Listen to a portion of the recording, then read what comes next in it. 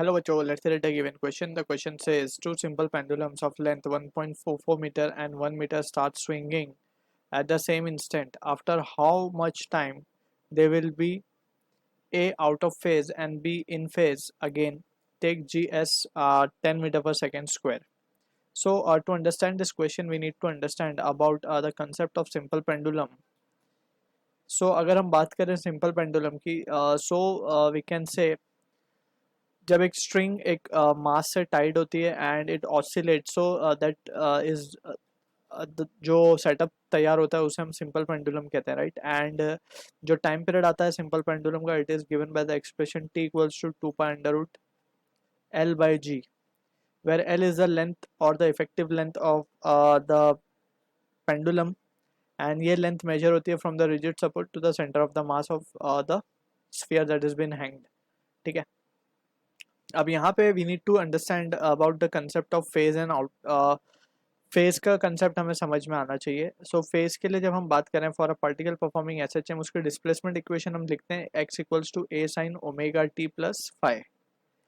Phase will be better understood when we consider the case of UCM or we can say SHM as the projection of UCM. So अगर हम बात करें let's say this is a circular path in which a particle is performing uniform circular motion and कोई instant पे particle initially is at point P यानी कि t equals to 0 पे particle यहाँ है and this is making an angle phi over here and after some time it covers a distance let's say यहाँ पे आ जाता है point P at t equals to some time t.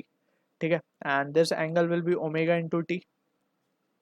ये जो angle आएगा हमारे पास दिस विल बी यहाँ पे लिख देते हैं हम ओमेगा टी. ठीक है, सो ये एंगल जो है we can say omega T हम क्यों लिख पा रहे हैं because theta is nothing but that is angular displacement is nothing but angular velocity into the time T.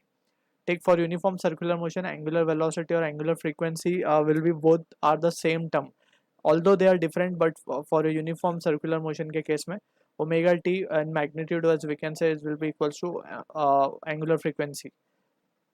अब यहाँ पे अगर हम देखें सो इनिशियली पार्टिकल जहाँ था उसे हम कहते हैं फेज यानी कि इसका जब प्रोजेक्शन अगर हम देखेंगे ध्यान से प्रोजेक्शन जैसे इस पॉइंट पी का प्रोजेक्शन पॉइंट डायमीटर पे इस तरफ पड़ेगा फिर यहाँ पड़ेगा. ठीक है ना, तो हम देख सकते हैं particle will be performing SHM along the diameter. तो इनिशियली पार्टिकल कहाँ था सो that is what the phase V phase जो इन्फॉर्मेशन देता है this will be the information. यहाँ पे इसे 5 को हम कहते हैं इनिशियल फेज मतलब इनिशियली पार्टिकल कहाँ था इनिशियल फेज. ठीक है, अब यहाँ पे हमसे पूछा जा रहा है क्वेश्चन में कि दे विल फेज में कब आएंगे दोनों पेंडुलम यानी कि साथ साथ कब ऑसिलेट करेंगे बिल्कुल साथ साथ. विल बी इन फेज यानी कि दोनों अगर लेट्स से फॉर एग्जांपल ये हमारी मेन पोजीशन है तो दोनों पार्टिकल अगर यहाँ से स्टार्ट हो रहे हैं सो यहीं से दोनों साथ साथ चलेंगे और दोनों यहीं से वापस साथ में आएंगे. So this will be the case that we need to understand और यही हमें फाइंड करना है यहाँ पे. तो पहला क्वेश्चन पहला पार्ट देखते हैं क्वेश्चन का जिसमें हमसे बोला जा रहा है कि they are out of phase. अब आउट ऑफ फेज की जब हम बात करते हैं so any time we can say 0 से ज़्यादा एंड एक टाइम पीरियड से कम क्योंकि हम देख सकते हैं दोनों ही टाइम पीरियड दोनों पेंडुलम के टाइम पीरियड अलग आएंगे because both the length are different. तो एक एक अगर अपना time period let's say capital T में कंप्लीट करेगा तो दूसरा कैपिटल टी डैश में करेगा लेट्स से दोनों में टाइम पीरियड अलग अलग होंगे तो they will always be in out of phase right. Initially जब एक वी कैन से जब एक टाइम पीरियड पूरा एक पेंडुलम कंप्लीट कर रहा होगा या फिर उससे भी पहले. ठीक है ना, so in both the situation we can see let's say first pendulum ने टाइम पीरियड लगाया T1 दूसरे ने लगाया टाइम पीरियड T2. ठीक है, तो यहाँ पे दोनों ही टाइम पीरियड डिफरेंट है. अब टाइम पीरियड डिफरेंट है that means we can say कि जब एक ये कंप्लीट कर रहा होगा T1 क्योंकि इसकी लेंथ ज़्यादा है 1.44 तो ये ज़्यादा टाइम वी कैन से इसका टाइम पीरियड ज़्यादा होगा.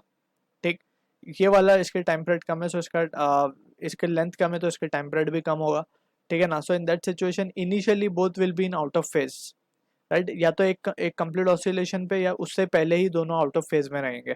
ठीक है, so exactly at the time we can calculate वो एग्जैक्ट वैल्यू हम नहीं कैलकुलेट कर पाते although we can give the range right. एक टाइम पीरियड यानी कि एक टाइम पीरियड हम कैपिटल टी बोल रहे हैं उससे कम या फिर 0 से ज़्यादा. सो ये कहीं इसकी रेंज होगी एक. ठीक है, तो in that range we can say time period will be lying when the both the pendulum will be out of phase. अब बात करते हैं सेकंड पॉइंट की। सेकंड पॉइंट में हमें पता करना है कि अब फेज में कब आएंगे। सो वी कैन सी के जब ये पेंडुलम ऑसिलेट कर रहे होंगे तो ग्रेजुअली इनकी स्पीड कम होते होते होते we can say at a point we can say कि दोनों का टाइम पीरियड और वी कैन से दोनों फेज में आ सकते हैं। सो चेक करते हैं हम उसके लिए। तो फर्स्ट के लिए हम चेक करेंगे तो T1, लेट से T1 को हम क्या लिख सकते हैं, 2 pi under root of L1/G। L1 है हमारे पास 1.44 अपॉन G। इसको थोड़ा सा अगर हम रिजॉल्व कर लें तो इसको हम लिख सकते हैं 2 pi by under root G into ये हो जाएगा 1.2। तो ये आ गया T1। सिमिलरली T2 की वैल्यू जो मिलेगी वो मिलेगी 2 pi upon under root G into 1। ठीक है, अब इन दोनों को हमें फेज में लाना है, राइट। सो फेज में लाना है, that means we can say कि हम ये जो वैल्यूज हैं ऑन द राइट साइड इनको इक्वेट करने की कोशिश करते हैं। सो ये वैल्यू को हम क्या लिख सकते हैं, if you multiply 5 on both side, so ये हो जाएगा 5T1 will be equals to 2 pi by under root G into 6। ठीक है, अब यहाँ पे भी वही चीज़ अगर हम करें, so to make RHS same, so we can multiply it with 6।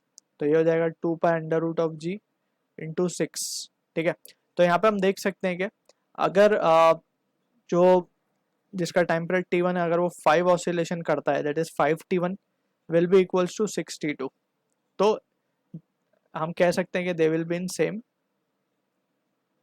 Phase, right. अब यहाँ पे हमें टाइम कैलकुलेट करना है कि कितने टाइम बाद। So we can either get the value from your 5T1 कर लें हम, या फिर 6T2 कर लें। ठीक है, जब जो बड़ा वाला पेंडुलम है जब वो 5 ऑसिलेशन करेगा और छोटा वाला जब 6 कर लेगा, तो in that situation we can say कि दोनों साथ साथ करने लगेंगे फिर। ठीक है, दोनों मीन फेज में आ जाएंगे। So we can say from year, अब हम एक कोई भी वैल्यू यूज कर लेते हैं, लेट्स से 5T1 हम यूज कर रहे हैं। So 5T1 will be equals to 5 into the time will be equals to this small T कह रहे हैं हम उसको। ठीक है, so this will be 5T1। So 5T1 क्या है हमारे पास, T1 की अगर हम वैल्यू देखें, सो इट विल बी